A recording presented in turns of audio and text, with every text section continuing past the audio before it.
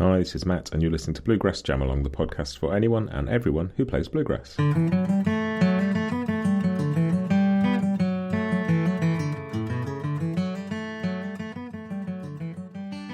Hey, welcome back. So I've got another one of the edits from the Doc Watson episode. As I've said before, those were so long, like almost 5 hours worth of stuff, and people just don't have time necessarily to listen to all of that. So I'm continuing to pull out some of the bits from that and put them out as standalone episodes. I've already done one with John McEwen from Nitty Gritty Dirt Band, there's one from Jack Lawrence, there's one from T. Michael Coleman, but this is the one with Tim O'Brien. I had a fascinating chat with Tim. It was, I think, the last interview I recorded for the episode.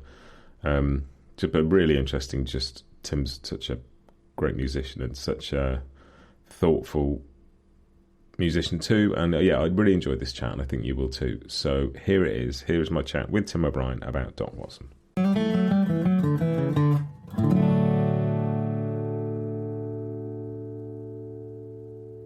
And when I spoke to Scott Nygaard for this a few weeks ago, he said, you should talk to Tim O'Brien because in some ways he's like most naturally following in Doc's footsteps because of the range of music that he plays. And Scott sort of drew a very definite parallel between you as artists because of the range, even though you're sort of considered traditional folk musicians.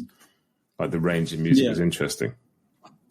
Yeah, well, Doc is definitely considered traditional folk music too. But if you look at his repertoire, it goes all over the place. And he'd sing Nights in White Satin by the Moody Blues. He would sing rockabilly songs by Elvis. He would sing Summertime, He would sing, that's George Gershwin. So he'd sing all kinds of things. And then contemporary folk things, Last Thing on My Mind, that kind of thing by Tom Paxton. In addition to the stuff that he grew up with, that his father-in-law played, the fiddling and the ballad singing and stuff from around there in Deep Gap, and just country music, just what we heard on the radio. But it's interesting what Ralph Rinsler did, was he kind of woke him up and said, look, you occupy a special position, and you really could make a difference for everybody here. And it was really great that he took up Ralph's idea. He shows up to the recording session with an electric guitar, and they go, well, you can't use this. And he says, well, this is what I have. What is wrong with this? And he gets this sort of crash course on where he is and who he is within the scene, from Ralph. And going to New York, I think, is any kind of good artist. It's an important thing to go there and to have people hear you and see what you do, but also for you to see what other people are doing and get a perspective on it. And he was a smart enough guy and mature enough before he ever did any of that stuff that he was able to put it all together and slyly pose as this traditional musician and put this stuff forward. It's he did bring traditional music right to the front for people because of his delivery and because of his his technique. He wasn't, there are other people that have the great technique like Bill Monroe, but they were a little more strident in the way they presented it, and it was harder to latch onto. Doc was really like a fuzzy couch that you could sit on and take this stuff in. Yeah, it's an interesting one, that, because there's lots of musicians who are as comfortable in their musical skin as Doc Watson, but to have that and also be open to suggestion and taking a different route does require, like you say, a kind of maturity and a kind of openness. Yeah, he was older than the folkies that were coming up, and he wasn't that old. So it's kind of like, I don't know, he was approachable. It's interesting, people like Earl Scruggs looked him up because they know obviously of his talent. They, Flatt and Scruggs recording with him was a big thing. That's the first record I had of Doc Watson, the first one I could find. But, my first glimpse of Doc was on a folk music festival broadcast on TV from Berkeley, California. and he was completely solo. They kind of brought him up. Somebody guided him up to his microphone and got him there and sort of set the microphones, and he was off and running with his harmonica rack and flat picking guitar, and it was just like so stunning and so immediate to me. I had heard some bluegrass kind of stuff, but not like lead guitar like that. And it just everything made sense all of a sudden. Was it the sort of range of music or the delivery, or I mean, it's maybe impossible to pinpoint one thing that really drew you to the music at that point, but there's something to have made such a clear impression on you. Is there anything particular that stood out? Yeah, the guitar was really the thing that drew me in because I was really interested in I was playing the guitar, two hours a day anyway, and to listen to that stuff and try to learn it was really great. And it was a mountain of technique to jump onto, and but there was it was obvious that was the right avenue for me. It was I felt like I could approach it. It wasn't forbidding. And the other thing about Doc too is like when you hear those solo records, you go, oh, that's all you need to put a thing across, a guitar and a voice, And he played the harmonica on the rack, and he was one of the better ones to do that.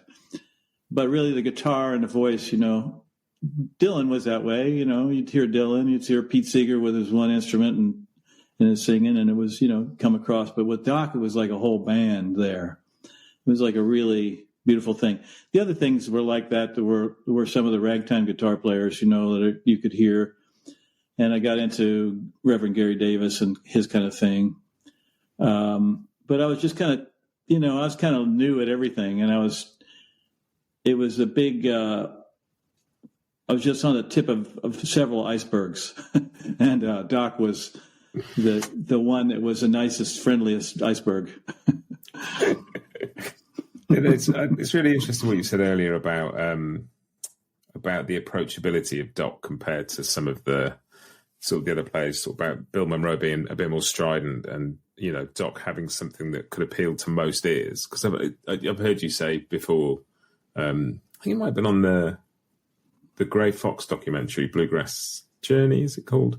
About bluegrass being a strong spice, and it is. Yeah. And it's not to everybody's ear, but somebody like Doc who can take all the similar source material and just put it across in such an approachable way. Yeah. Yeah, it's really true that it's, bluegrass is like your first. If you listen to Bill Monroe or Stanley Brothers to begin with, it's like really strong whiskey. And you the first time you have whiskey, you go, why would anybody drink this? Of course, there's an effect that it gives you after the fact, after drinking it, but then you get into the taste later and the subtleties of it. And that's what that kind of bluegrass is. It's really hard. And some of the blues is that way too. It's kind of just, and jazz, it's kind of like, why would anybody go for this? And then you gradually develop a taste for it. But Doc was like, his singing especially was really welcoming. It was really, he had this beautiful sound, and he had a kind of a tenor, but it wasn't like a real high nasal tenor. It was just, I don't know. He was into pop music, and he probably shaped his sound around that stuff. And maybe, I don't know how much Ralph Rinsler had to do with how he shaped any of that stuff, but I think Ralph reminded him to keep it folksy, but I think he used his just general sensibilities to shape it the way, to present it the way he did. Yeah, and that's sort of one of the things that's come across most from talking to people for this podcast. Is just the things people talk about are the sort of directness of delivery and the range of music, but also that thing of being able to take pretty much anything and make it sound like Doc Watson. He was striving to be a regular guy. He really did not want to dwell on his handicap. And I think that was part of the thing that you really respected him for right off the bat. Here's this guy from the hills and he plays this old music, but he's obviously a brilliant, musician and artist, a great developed personality. And, like I say, he was a smart guy. It's sort of disarming when you first hear it. It's like, I don't know why, but I just loved it. And I've tried to figure it out in years since, what it was. And that's as close as I can see. Is it's just the guitar drew me in, and it was just so easy and comfortable compared to a lot of roots music. Has that sort of been an influence on you in your career? Because your repertoire is pretty vast, whether it's Scots, Irish music, or bluegrass, or country, or pop. There's a real range there, but you can put on any Tim O'Brien record and it sounds like Tim O'Brien. Is that something you think Doc maybe had a hand in as well? I suppose so. Yeah. I mean, actually Thelonious Monk has he wrote down some rules for his musicians, and one of them was the guy who sounds the most like himself is the genius. And you got to get a sense of who you are as an artist to make a headway. You have to have a certain direction, or you just spin 360 degrees around in circles and don't go very far. So I don't know. Doc, like I say, he had that sense of himself and what his mission was in a way. And I've always tried to find my own sound. Another template that works for me stylistically as a songwriter, singer-songwriter, and multi-instrumentalist is John Hartford, who always was looking for a new thing, and he was often kind of, his mind would wander into different territory, but he always kept his feet in the tradition. And he was a little more extreme than Doc, a little more, more fairy dust than Doc, and more, ethereal or something. He was earthy, but it's kind of just a different thing. But, some people like that, Ry Cooder comes to mind. He has a style. He borrows from everything, but it always sounds like Ry Cooder. And that's the thing that I want to, strive for as an artist, is to have an identity. That's songwriting is part of that. And the kind of music you do and what you like to do, it's a product of what you're good at and what you're not good at, and kind of chipping away at the weak points and emphasizing the strong points too. So, I'm sure that was part of Doc's modus operandi as well. And I think that's really interesting, because I think when you start playing music, you desperately want to sound like other people that you admire. And the thing that the hardest thing maybe in music is to be completely you. Yeah. But that's sort of the point of being you, is to be you, because nobody else can do it. But it's the hardest thing to get to. Yeah. Well, nobody is completely original, and also nobody is completely traditional. They just can't be. I mean, I can play Deep River Blues pretty much like Doc did on the Doc Watson on Stage record. That's where I learned it from. But it doesn't sound like him at all. And I just can't. It just doesn't work. And also, I can't leave it behind. It's there. It's you just get on and play. And every person has their own thing that they can and will do if they set their mind to it, or if they, you just put your attention on things, and it finally emerges. But it's a lesson that's hard to learn, that nobody's completely original and nobody's completely traditional. It's just we're all on a path of tradition that's going forward. It's just that's the way it is. And it's really, I think that point that you made about Doc being pegged as a traditional or folk musician, or actually Doc's a pretty progressive musician in many ways. So many of the people that we look back to as being cornerstones of the tradition of bluegrass string band music, like the Bill Monroes and the Earl Scruggs, they were progressive musicians. They weren't just doing what come before them. Yeah. Yeah. Bill Monroe's a real radical. Earl Scruggs was a real consummate artist, radical too, he was just, he took something and made it so smooth and so palatable, presented it on a plate to you that you couldn't refuse. And, Yeah, those guys were Bill Monroe's. I think his radical music was really exciting to people, and that the tempo and the virtuosity of those players, Scruggs and Monroe himself and Chubby Wise on the fiddle. That and the rhythm section, everything was pretty dang tidy. It was pretty world class. They had just there was no fat on it, and nobody was holding anybody back. And I think that excitement is one of the things about old time music, and bluegrass music is kind of a hyped up version of folk music, as what is Alan Lomax called it, folk music in overdrive. It's the fast picking is really kind of a real piece of sugar that you want to take a bite of. And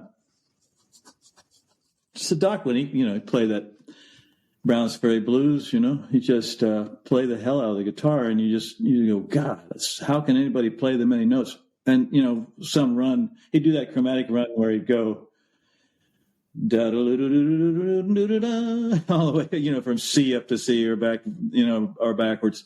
And you go, I didn't know there were that many notes between those two notes, but he put them in, and it fit just perfectly in time. And it just gives you something to grab onto. We'll be right back with you just after this. Bluegrass Jam Along is proud to be sponsored by Collings Guitars and Mandolins. If you're attending the NAMM show in January, stop by the Collings booth to say hello to the team, get hands-on with their selection of customised acoustics and electrics, and check out some exciting new prototypes they're working on for 2024. They'll also have a few of their world-class artists on hand demoing various instruments. And if you can't attend, don't forget to follow their Instagram and Facebook accounts throughout the show for photos, videos, and the latest news. Collings guitars are hand-built from the Sound Up in Austin, Texas.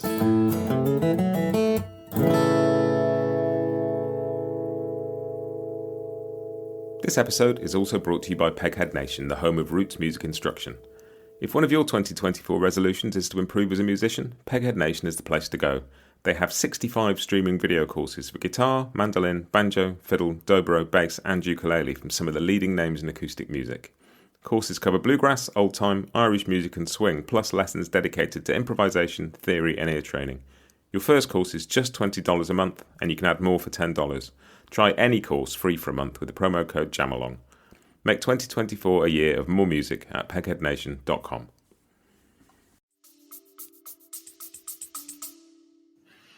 Yeah, I talked to the guitarist Jake Eddy for this, and he was saying that just when he thinks of Doc Watson, he just thinks of the most perfect playing of bluegrass style guitar out of C positions. Like anybody plays in the C position now, he thinks of Doc Watson because everybody's got a bit of Doc's influence in those shapes now. Yeah. Doc is, Doc and there's in bluegrass guitar playing, the roots of it. You have George Shuffler and Don Reno and Doc Watson, and as far as lead playing, and then the Clarence White comes along and he kind of morphs it, and Tony Rice is kind of like the next extension of that. And Tony Rice was kind of like, a lot of people complain about fiddling and how it all got homogenized with the Grand Ole Opry and Arthur Smith, and everybody started playing like Arthur Smith, and it was like, oh, we don't hear the old kind of music anymore. And Tony Rice kind of did that with bluegrass guitar.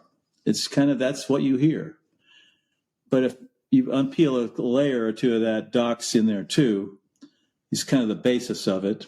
And Shuffler and Don Reno are there too. But Doc was very visible and very audible, in those 60s and early 70s. When the Will the Circle Be Unbroken record came out, my friend and I were at a party. It was, I think, a New Year's Eve gathering.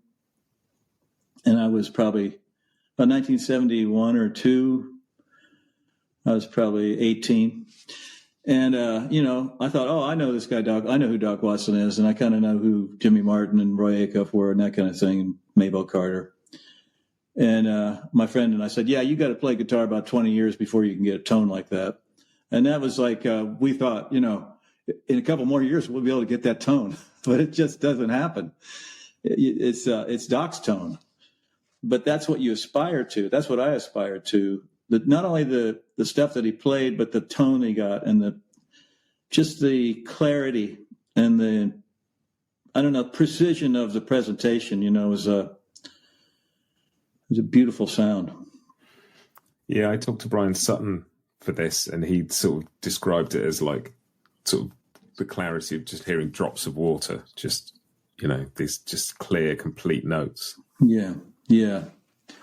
His sound was, and I think playing electric has a real role in that precision. When you play an electric, the extraneous noise is much louder. It's just jarring. I know playing with the pickups on my guitars and mandolins and fiddles really made me aware of that stuff. Getting sort of extraneous trash, kind of trying to leave it out and trying to be precise, and trying to think of the articulation of people like Doc Watson was what you'd aspire to. And Doc played, he played square dance tunes on an electric guitar. So it was about getting that melody out and make people dance with the melody, which is what fiddle players do with just a melody, and they don't need chords and that kind of thing. So he was doing that with a guitar. He's taken, in a way, but when he started doing that, it would have been hard to do it and drive a dance with an acoustic guitar. I think nowadays you could do it, but I think when he was doing it, it was having the Les Paul or whatever he was playing was probably really helpful. And but that refines your technique. You really, you're louder, and you have to pick and choose what you're going to send out there. If you have a sensibility about it, you work on it, getting the tone. And that's really interesting, actually, because sort of through his career certainly the later years, he would play an acoustic guitar plugged in, where a lot of other people would have just used mics. And having had that clarity in there made it very easy for him to do that, I guess. Well, what you heard on the records had no pickups, and that was what you aspired to, when you played, and what you liked about him. The pickup sound was always kind of a compromise, but Doc was not. That's one of the things. Another thing about him, obviously, he was not a purist. He was going to plug that guitar in, and it was going to be loud enough for him to hear what he was doing. And there's a thing about that. If you have it loud enough, I think when you play at home and you can hear everything really clearly in a quiet room, it's a lot different than playing on stage or playing in a rehearsal room, or with other people around, other musicians going against you, or playing with you. It covers up stuff, and that stuff is hard. It's hard to get comfortable. And Doc knew that, if I get loud enough, then I can hear. He can play with the finesse that he needed that he wanted to play with. That the volume really helps you, keeps you from overplaying, pushing too hard. And Bryan Sutton will talk about tension and playing, and how it's. You kind of want to play harder and harder when you're playing in a bluegrass band, and it just you get to where you're holding yourself back, and to be able to remember that is tough on the stage. So just having yourself louder helps a lot. So that's what I can say. I think Doc learned how to play cleanly from playing loud.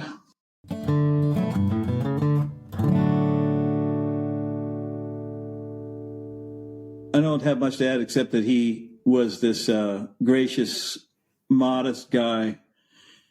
As much of a hero as he was, I think he knew that, but he constantly shied away from it. And he knew that he was a significant guy. My last meeting with him, I actually called him up on the phone, and it was I had to sort of get my nerve up to sort of kind of invite myself to his house because I was within striking distance.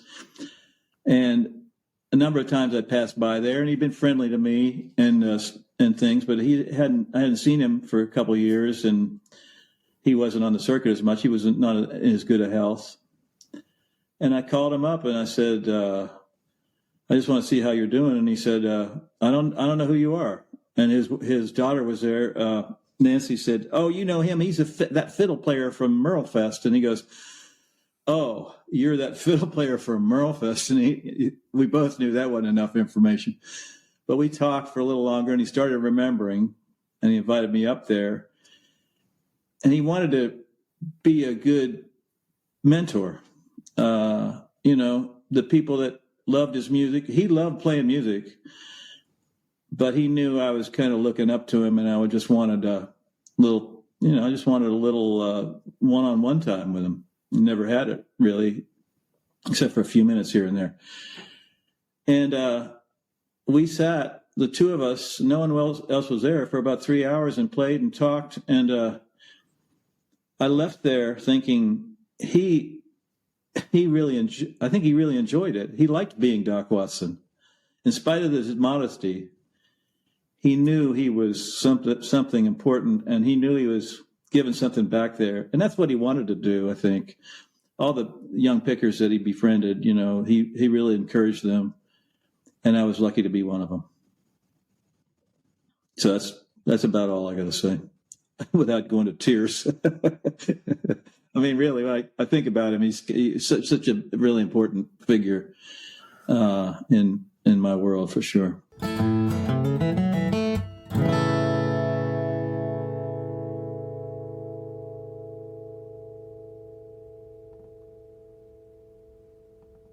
Bluegrass Jam Along is proud to be sponsored by Collings Guitars and Mandolins, making some of the finest guitars and mandolins in the world since the 1970s.